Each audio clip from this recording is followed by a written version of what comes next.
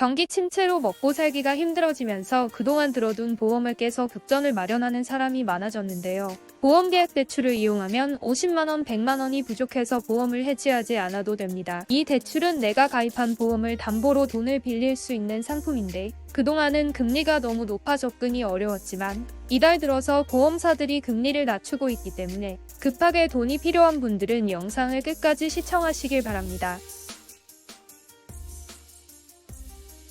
최근 정부가 올해 우리 경제성장률 전망치를 기존 1.6%에서 1.4%로 하향 조정했습니다. 코로나19 이후에도 수출이 늘지 않고 물가도 계속 높아지다 보니 경제가 어려울 것 같다는 걸 정부가 인정한 셈이죠. 경제가 어렵다는 걸 체감해서 보여주는 대표적인 지표가 보험예약 금액입니다.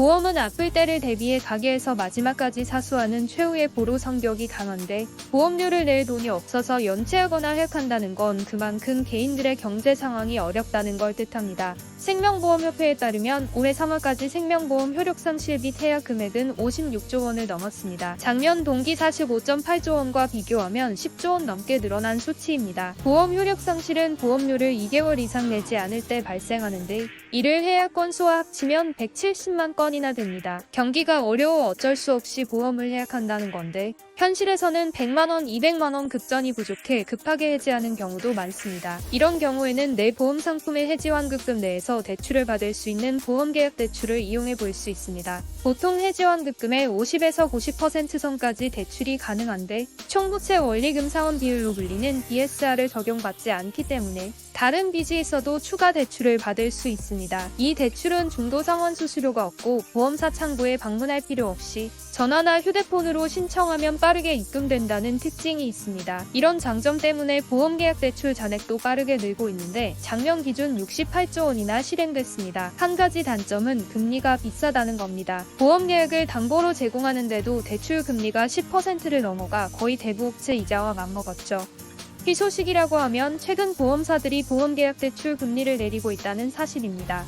농협생명은 7월부터 기존 9.5%이던 여건대출 최고금리를 6.5%까지 내렸습니다. 동양생명도 9.9%에서 3%포인트 이상 낮춘 5.59%를 최고금리로 정했습니다. 이는 최고금리이기 때문에 보험상품과 개인 신용도에 따라 실행금리는 낮아질 수 있습니다. 지난달 말 기준 5대 시중은행의 주택담보대출 최고금리가 5.79%니까 보험대출의 조건이 나쁘지 않습니다. 신용대출의 경우 평균금리가 연 5.4에서 6.3% 수준이라 오히려 보험대출이 더 유리할 수 있습니다.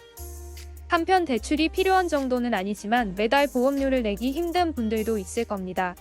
보험계약을 해지하자니 그동안 낸 보험료가 아깝고 추가로 낼 돈은 없다면 보험료 자동 대출 납입 제도를 추천합니다. 이 제도는 매달 빠져나가는 보험료를 해지환급금 내에서 대출로 납입하는 방식입니다. 보험계약을 유지하면서 당장 들어가는 고정 지출을 줄일 수 있다는 장점이 있습니다. 물론 이 또한 대출 상품이기 때문에 추후엔 보험료 원금과 함께 이자도 갚아야 합니다. 이마저도 부담스러운 분들은 감액완납 제도를 알아보면 됩니다. 해지환급금이 남아있다면 그 돈으로 보험료를 일시납할 수 있는데 그 대가로 보험의 보장 내용을 줄이는 방식입니다. 보장액이 줄지만 아예 해지하는 것보다는 유리하다고 판단할 때 사용할 수 있습니다.